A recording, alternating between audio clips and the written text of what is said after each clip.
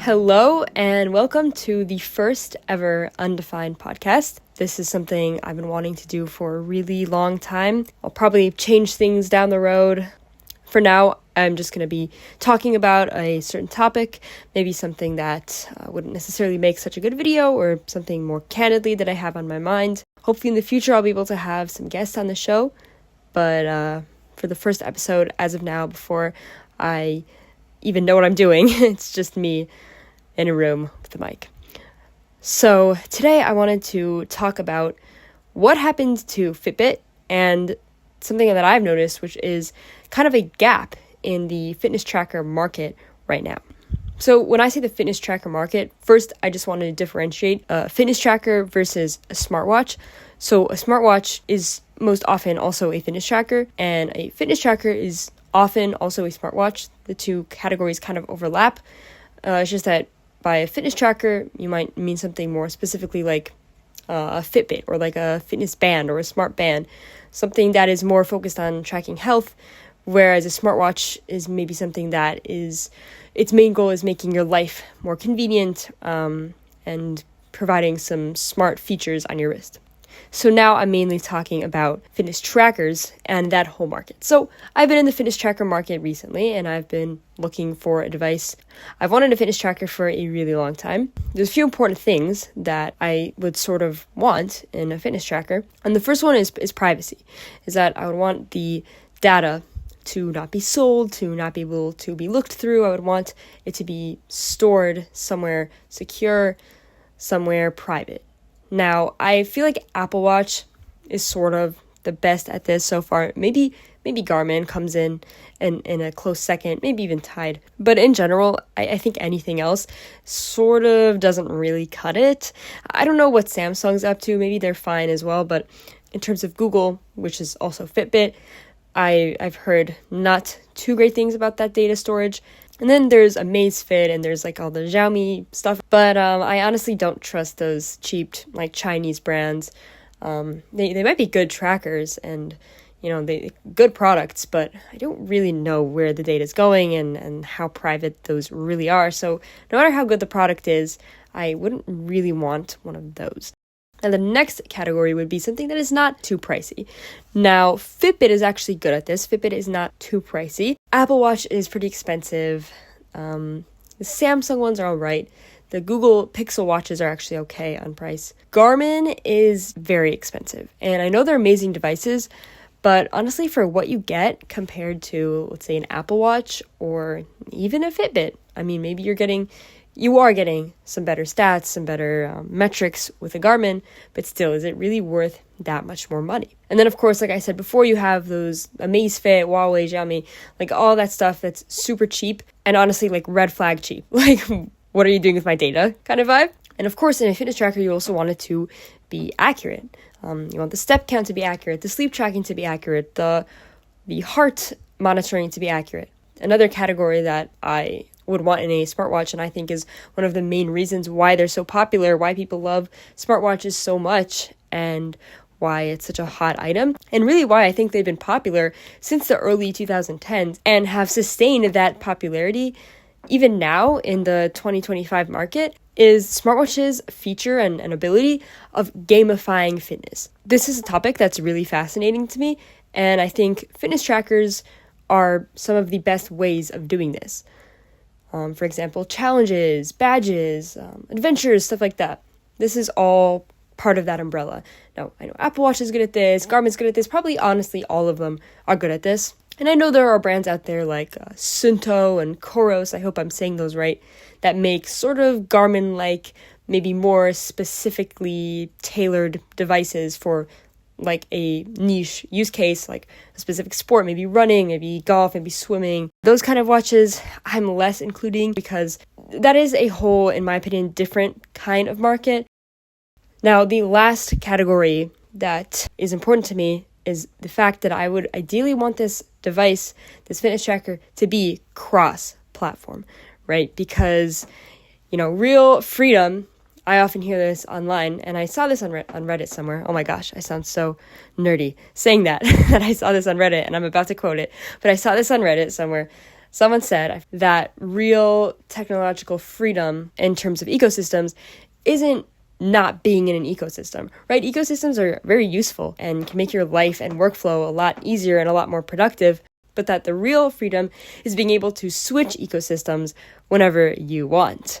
Being able to go from an iPhone to an Android to a Mac to a whatever and not feeling stuck. Like, in my opinion, I think it's totally okay to live in an ecosystem as long as you acknowledge that, yeah, I'm in this ecosystem because I get blank, blank, and blank benefit out of it.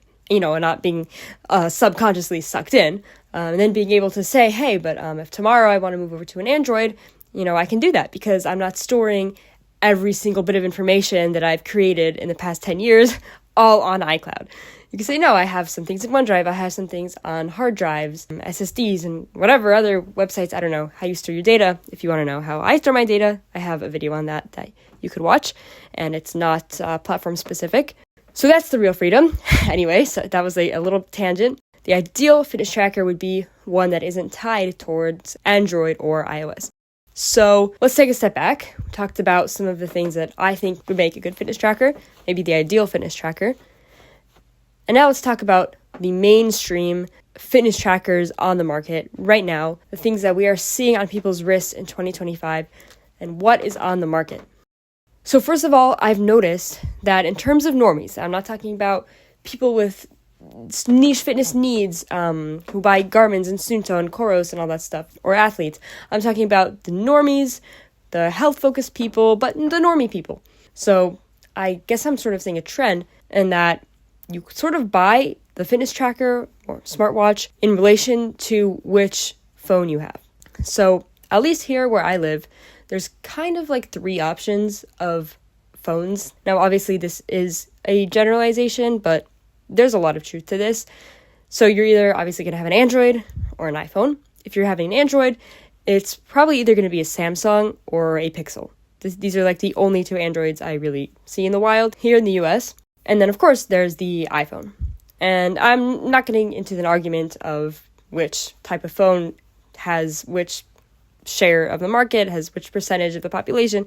That's another video for another time. From what I see just with my own eyes and my own observations, it's probably around like 60, maybe even more percent iPhone and then 40% Android. But from what I've noticed, health normies like me just kind of buy this fitness tracker or the smartwatch in relation to what kind of phone they have. So if you have a Samsung phone, then you're probably going to buy a Samsung watch.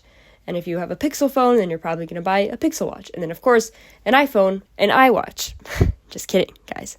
Apple Watch. Now, this is great, and these devices are really good. The problems for me is that it kind of doesn't check 2 of my boxes for smartwatch or fitness tracker devices, and that would be obviously cross-platform. I mean, if you have a Samsung watch that's not working on an iPhone, a Pixel isn't going to be working on an iPhone, and the Apple Watch isn't going to be working on an Android.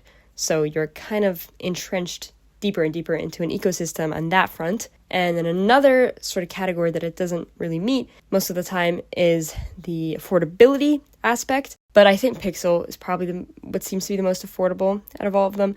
But if you just take a look at Samsung and especially Apple, they're pretty pricey. These are pretty pricey devices, especially compared to something like a Fitbit, which I've seen them on sale. I mean, the Inspires could be even, $70, $60-something. The charges are a little bit more, but really affordable prices. And the last thing that I forgot to mention before was that the device should not be subscription-based.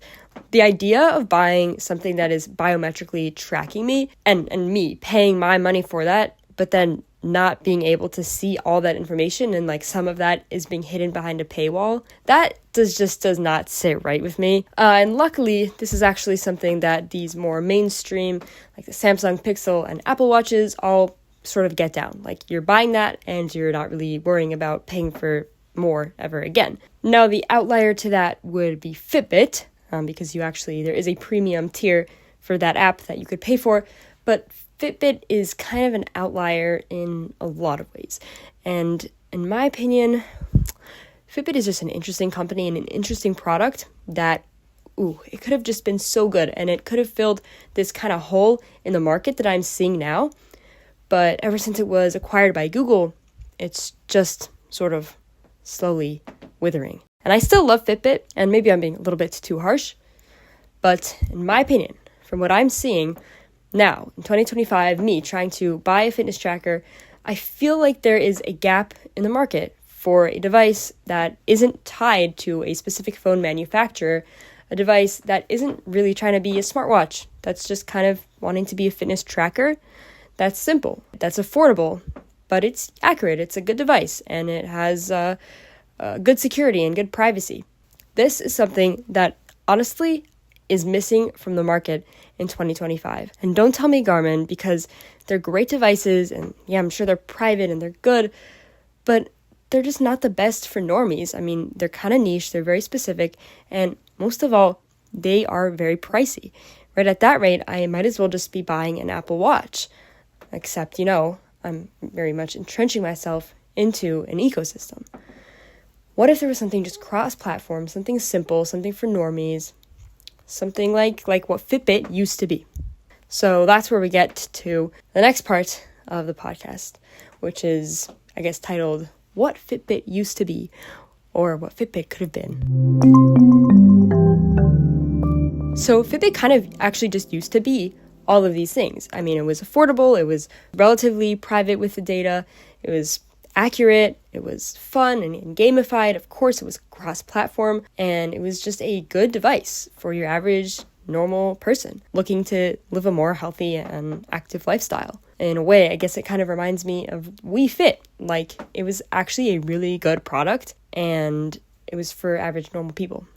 However, ever since Google acquired Fitbit, things have sort of been going downhill. Google ended up killing challenges with friends and family on Fitbit, and I've never owned a Fitbit, but from what I've heard, those were some of the most appealing and exciting features of the devices.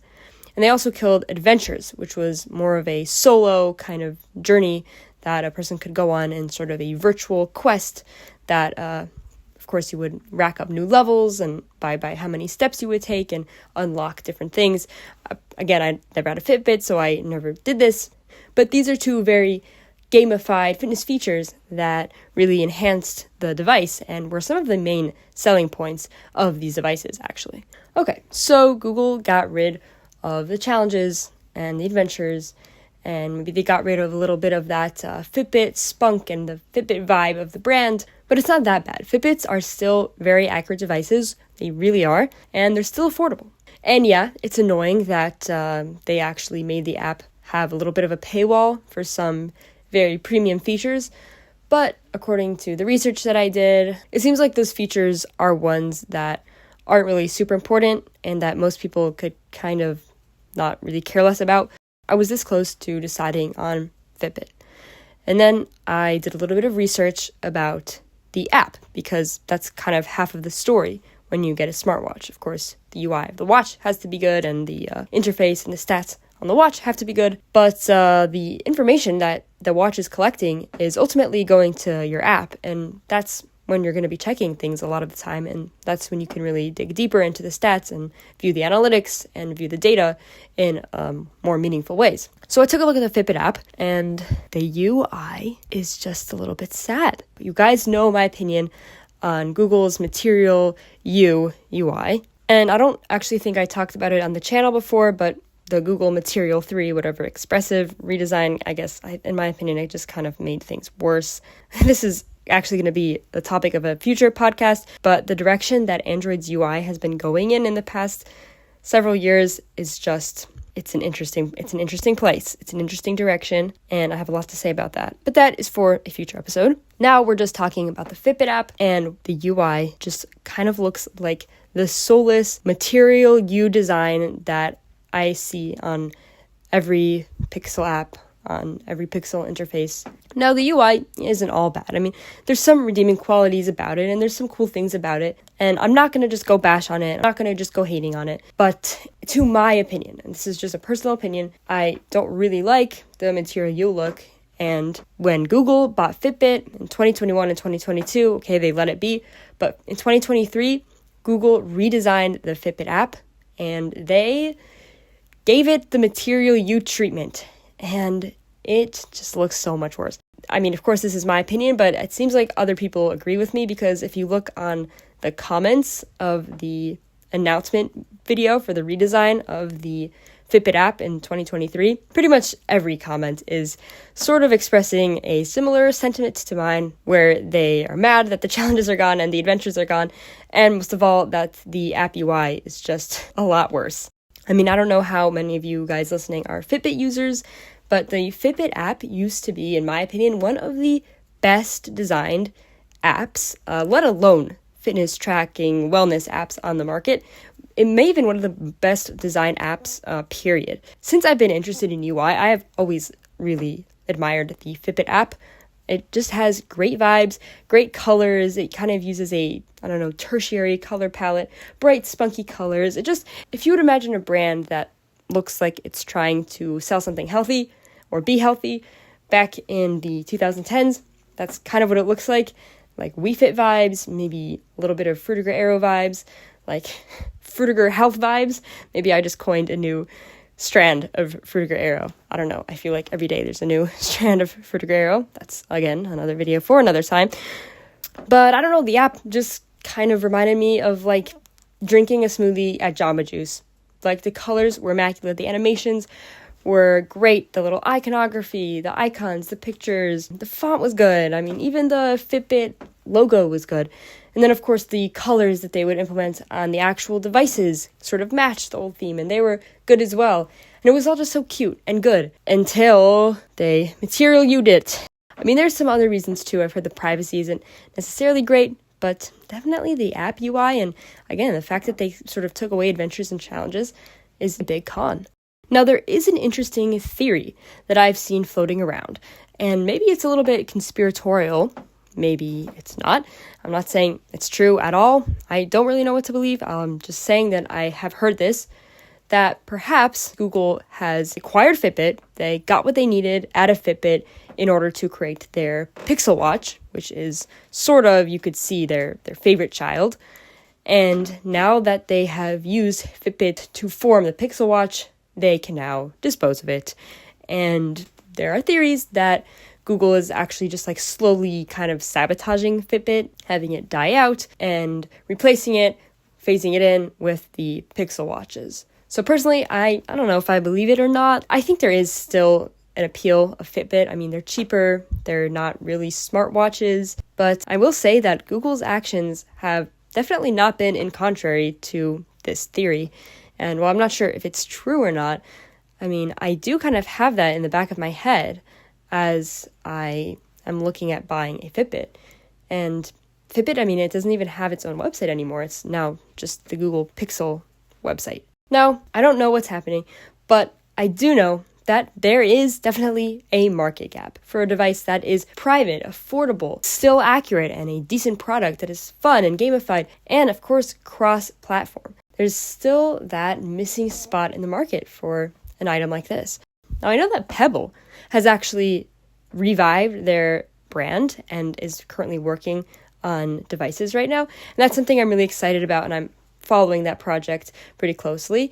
I made a video about that if you want to watch on my YouTube channel. And although it would be great if that would fill this hole in the market, if that would fill this niche, I actually think that the Pebble Watch is going to fill a different niche, and that it's going to be more of a customizable, sort of techie, kind of hobbyist kind of thing for somebody who wants a smartwatch, not a fitness tracker, but something that is just a lot more simple and maybe more minimalistic than something like an Apple Watch or Google Pixel Watch. Now, I'm super interested in the Pebble Watch, don't get me wrong, but I just don't know if the health metrics are going to be as good on that as something like a Fitbit is, let alone an Apple Watch. I mean, how accurate is the heart rate going to be? Is there even going to be sleep tracking? What about the steps tracking? And will it have GPS? According to what I've seen about the project so far, it seems like some aspect of the fitness and well-being is going to be on the Pebble device, but it doesn't really seem to be a main focus of the device. It doesn't seem like they're really prioritizing that, and that's not what the Pebble looks like it's going to be. They're sort of not focusing on that, and they don't need to be. But still doesn't solve this, what I see, sort of like a gap in the market. So anybody who wants to create a fitness tracker that is all of the things that I think is missing in the market in 2025. Something like maybe what FitBit was 6-7 years ago. Let's make one. I would love to design the UI, the app, the logo for the company. As long as you take care of the back end, then I'm good. I'm mostly kidding here, unless I'm not. But it looks like I'm still on the market for a fitness tracker. Maybe I won't even get one. Maybe I'll just learn to be fine with a normal watch. But it really is a device that I think is pretty life-enhancing, and I'm very interested in quantified health and gamifying fitness and all that stuff. I thought it was a pretty cool topic to discuss. It's been on my mind lately, and I hope it made an interesting podcast just to hear about the different smartwatches that are out on the market right now, and what I see is this sort of gap in the market that really is not being talked about at all. Is this just a problem I'm having? I mean, I don't know. Also, there are rarely podcasts about smartwatches in general. There's a really good one called the Apple Watchcast that I've been listening to for the past near decade at this point. It's a really good podcast, but I guess you could say there might be a lack of smartwatch and fitness tracker content in the podcast space in 2025. So that's part of the reason why I thought this would be a cool episode to make. So anyway, I hope you guys enjoyed the first episode of the podcast. Again, the format of the episodes and I guess the frequency of the episodes is probably going to be changed, and probably I'm going to redo things later on, but I just wanted to put out the first one and see how it goes. And again, maybe in the future we'll be able to have some other people on the show. But thanks for listening to my thoughts. Hope this was interesting, and I'll see you later. Just real quick, as I was editing the episode, I wanted to put something in at the end that it kind of sounds like I'm a little bit against Google in this episode, but I don't want this to be any anti-Google hate. I like a lot of their products, so yeah, just wanted to put that out there, and thanks for listening.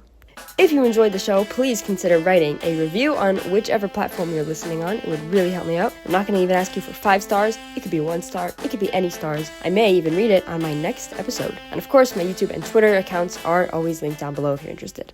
Bye!